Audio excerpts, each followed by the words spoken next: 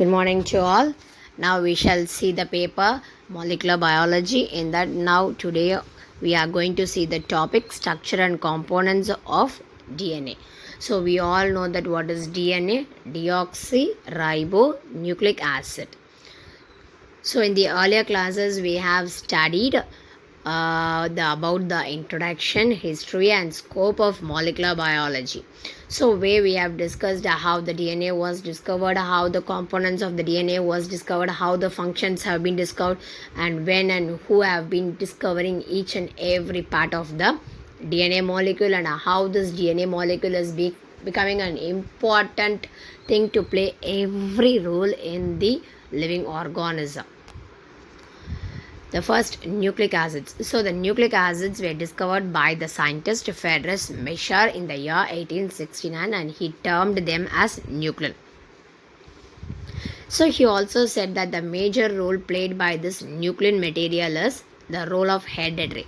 So hereditary is nothing but transferring of information, that is the genetic information, from one generation to the next generation is called as hereditary. The nuclein material was first isolated from the pus cells. The nuclei of the leukocytes was isolated from the pus cells of the discarded surgical bandages. The function of nucleic acids were left undiscovered till the early of 1900s. So what are the significance of these nucleic acids? The molecular respiratory, that is the storehouse or the reserve bank of the genetic inheritance. That is, they serve as the genetic information storehouse or some reserve banks where all the genetic information related to an individual is being stored, and it is transferred from one generation to another generation. Second thing, and these genetic information are stored in the form of nucleotide sequences in the genes. Then the certain nucleotides like ribozymes have the catalytic activity, and certain purine and pyrimidine analogs are used in the treatment of cancer and AIDS. So what are these nucleic acids made up of? These nucleic acids are made up of a monomers of nucleotides are built together with the help of bonds, and they form a polynucleotide chain which are held together by the phosphodiester linkages. So this nucleotide is composed of three components, that is the nitrogenous base, sugar and the phosphate group. Okay, I'll ask a question where these nucleic acids are present. So these nucleic acids are present in the each and every cell of the living organisms. So these nucleic acids might be RNA or DNA depending upon the nature of the organism. First one. Okay, then the next question, where the DNA is present? We are saying that it is present in the cell. So because of the presence of the DNA molecule, we are classifying the cells as two types, namely prokaryotes and eukaryotes. So in case of prokaryotes, it is present inside the cell but not within the membrane, and in case of eukaryotes, it's present inside the cell and inside a double membrane structure called the nuclear membrane. Are you able to get a recollecting picture from your last semester paper, cell biology? Okay, I hope you will be getting it. So how you used to draw this nuclear structure in prokaryotic or eukaryotic cell? Yes, in case of prokaryotic, you'll be just drawing a bundle or a mesh of thread and with a dark black spot, and we'll be marking it as nuclear material.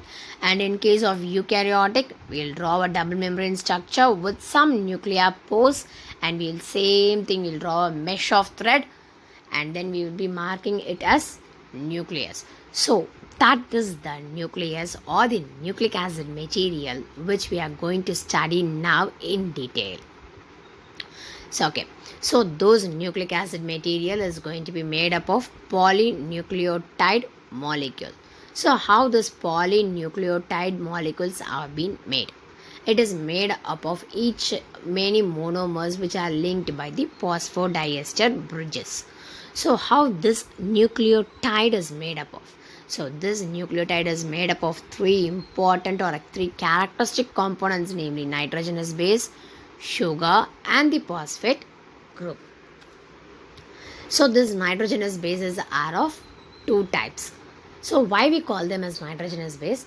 If nitrogen molecule is going to be present in their ring structure, it is called as the nitrogenous base. So two types of nitrogen molecules, one is the pyrimidine and another one is the purine. So these two nitrogen bases are going to play a vital role in the building up of the core of the nucleic acid material or our DNA.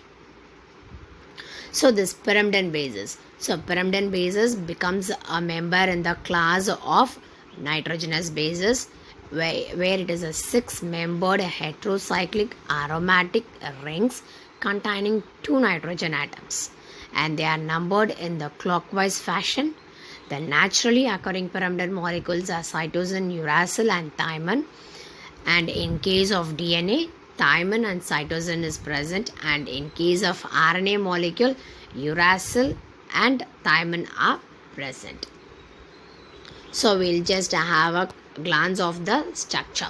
So we have seen in the previous slide that it is a 6-membered ring compound. First point. Second point, yes, it is numbered in the clockwise direction. Okay, so what are the 3 bases present in pyrimidine? Yes, cytosine, uracil, and thymine molecule. So the IUPAC system. So how we are giving the IUPAC system? So cytosine is the name we are using in case of saying it is in the DNA molecules. If it is going to be chemically, that is the IUPAC system of naming is going to be followed, it is called as 2-oxy-4-aminopyrimidine, and for uracil it is 2-oxy-4-dioxypyrimidine, and in case of thymine it is 2-oxy-4-2,4-dioxy-5-methylpyrimidine. So these are all numbers 2, 4, 5, etc. These numbers are because of the position of the functional group with the pyrimidine ring structure. So the properties of pyrimidine bases. So these pyrimidine bases are basic in nature. They are less soluble in water and absorb UV light at 260 nanometer. This property is used to detect and estimate the concentration of DNA and RNA in any biological solutions, and they are capable of forming only hydrogen bonds with the purine base pair, and they also exhibit keto-enol tautomerism. So the next nitrogenous base is purine bases. So these purine bases are bicyclic compounds formed by the fusion of a pyrimidine ring along with an imidazole ring. So it is a 9-membered ring compound. This 9-membered ring compound contains nitrogen molecules and they are numbered in an anti-clockwise fashion. The 2 predominant molecules are called as adenine and guanine are present. So these adenine and guanine are present in both RNA and DNA. So the adenine's chemical name is 6-aminopurine and the guanine's chemical name is 2-amino-6-oxypurine. So we'll get a glance of the structure of purine molecules. So the purine molecules, as we have said, it is a 9-membered ring compound which is having 2 bicyclic heterocyclic ring compounds, 1 pyrimidine ring and another imidazole ring. Both are attached together. So the presence of nitrogen is being marked and it is numbered in an anti-clockwise fashion manner. So the adenine name is 6-aminopurine and the name of guanine is 2-amino-6-oxypurine, and these numbers represent the position where the functional groups are being attached. So the properties of purine bases. Purines are basic in nature. They are sparingly soluble in water. They absorb UV light at 260 nanometer, and this property helps in the detection and estimation of DNA and RNA sample, RNA content in any biological fluids or samples, capable of forming hydrogen bonds only with the pyrimidine molecules. And they also undergo keto-enol tautomerism. And then the base, there are two types of sugars exist. One is the deoxyribose sugar and another one is the ribose sugar. So these two belongs to the pentose sugar, and here the linkage is being found between the first carbon and the fifth carbon. It forms a glycosidic linkage is being found, and the name is ribose sugar is being found in the ribonucleic acid, and the deoxyribose sugar is found in the deoxyribose sugar is present in the deoxyribonucleic acid. Then comes your third component, that is the phosphate group. Phosphate group is made up of phosphate molecule. This phosphoric acid forms the phosphodiester linkage between the nucleosides. So based on the presence of number of phosphates, we termed as monophosphate, diphosphate and triphosphate respectively. So the term, first we'll be having the definition of the term nucleoside. So what is this nucleoside? When a sugar molecule is attached to the nitrogenous base by glycosidic linkage, it forms the nucleoside. So usually the linkage between the sugar and the nitrogenous base in case of purine occurs at the N9th base pair of the nitrogenous base is linked with the C1 of the sugar, and in case of pyrimidine it is bonded by the N1 base of the nitrogenous base and the C1 of the sugar. The bonding or the linkage which is going to be found between the nitrogenous base and the sugar is called as the N-glycosidic linkage. The next term is nucleotide. So when a nucleoside is formed and when phosphate molecules are attached with the help of phosphoester bonds, it forms mono, di and triphosphate respectively. So in case of monophosphate, only one phosphate molecule will be attached with the nucleotide, and in case of diphosphate, two phosphate molecules will be attached, and in case of triphosphate, three phosphate molecules will be attached. So classical or typical structure for your reference is being given here, and you may all draw the structure in your note to have a clear idea. So first the nitrogenous base, adenine base is kept, which is the chemical name is 6-aminopurine, and which is linked to the ribose sugar, and from the ribose sugar it is being linked to the phosphate molecule. So when one phosphate is being attached, it is called as the adenosine monophosphate, and when two phosphate groups are attached, it is called as adenosine diphosphate, and when three phosphates are attached, it is called as adenosine triphosphate. And naming with the nucleoside and the nucleotide with mono, di and triphosphates have been given in the abbreviated form. Have it for your reference. So now we will get into the, till now we saw what are the components which are making the DNA. So now we will have the structure of DNA. So the structure of DNA was discovered by Watson and Crick. We can say that it was discovered or proposed by Watson and Crick, was been accepted as the most successful model. In the year 1953, J.D. Watson and F.H.C. Crick proposed a precise three-dimensional model of the DNA based on the model building studies. Base composition and X-ray diffraction studies were carried out by the Franklin. So Watson and Crick did the model building studies, and the X-ray diffraction study was done by Franklin. So the popularly this model is being taken as the universal DNA model. So what are the significance or the postulates of the proposed double standard DNA model of Watson and Crick? So there are two polynucleotides chains in the DNA that are spirally twisted around each other to form a single right-handed double helix molecule. Here the sugar and the phosphate group forms the backbone of the structure, and while the nitrogen bases are found in the core of the helix. So the diameter of the DNA is 2 nanometer in size, and the length of one complete turn is 3.4 nanometer. That is, there are approximately 10.5 bases per turn. The DNA double helix has two types of grooves, namely the shallow, the minor groove, and a deep groove called as the major groove. And these grooves are the places where the protein gets interacted. So this protein, when this protein gets interacted with the DNA molecule, it undergoes the organization of the genome, that we will see it later. So this is the deep grooves are the positions where the protein molecule binds with the DNA. And the next point, each polynucleotide is made up of 4 different types of nitrogenous base pairs. What are the base pairs? Can you get recollect? Yeah, it is adenine, guanine, cytosine, and thymine. So what is the function of these sequences? Yes, the sequence of the purine and pyrimidine base pair is to carry the genetic information, whereas the sugar and phosphate group is to perform the structural role. So each polynucleotide chain has 2 types of direction or polarity. Each polynucleotide chain has 5' phosphorylated end and 3' hydroxyl end.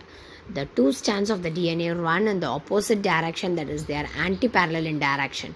The two strands are held together by the hydrogen bonding which are formed between the purine and pyrimidine base pairs. So always we have already seen in the properties of purine and pyrimidines, where we have said that when all the purine molecules bind only with the pyrimidine molecules through hydrogen bonds. So Watson and Crick deduced the rules of base pairing, that purine adenine always pairs with the pyrimidine thymine by 2 hydrogen bonds, and always the purine molecule guanine pairs with the pyrimidine molecule cytosine by 3 hydrogen bonds. So the base composition of the DNA model obeys the Chagaff's rule. So what is Chagaff's rule? In our 12th standard, we might have heard the Chagaff rules. So Erwin Chagaff is a scientist who analyzed the chemical composition of the DNA and said that A pairs with the T with 2 double bonds and G pairs with the C with 3 double bonds, and therefore he finally concluded that A plus T would be equal to G plus C, and the ratio of A plus T by G plus C is equal to 1 in case of a perfect DNA molecule.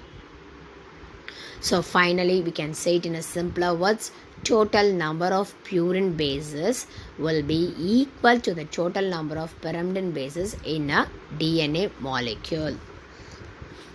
So we have seen the structure of DNA. So there are some types of DNA are there, such as aDNA, bDNA, zDNA, and further 3 more types are there. We will be discussing it. First, aDNA. So aDNA is the one of the many possible double helix structure of the DNA. It is active with other forms. It is most active when compared with other forms. The helix is a right-handed helix, and it is more shorter, compact helical structure is being present, and it is only present in the dehydrated samples of the DNA, and such things are made to help in the crystallographic experimental process, that is to study the X-ray diffraction process using any modern techniques. The next, B form.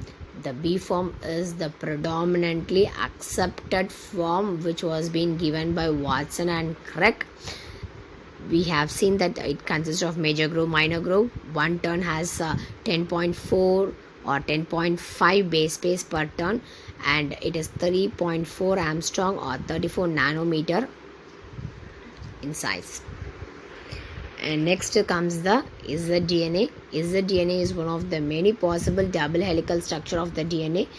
It is left-handed sense. It is most active double helical structure, and this zDNA presence was discovered in the year 1979, and many proteins strongly bind to the zDNA. So to study the DNA protein interaction, we will be using Z form of DNA.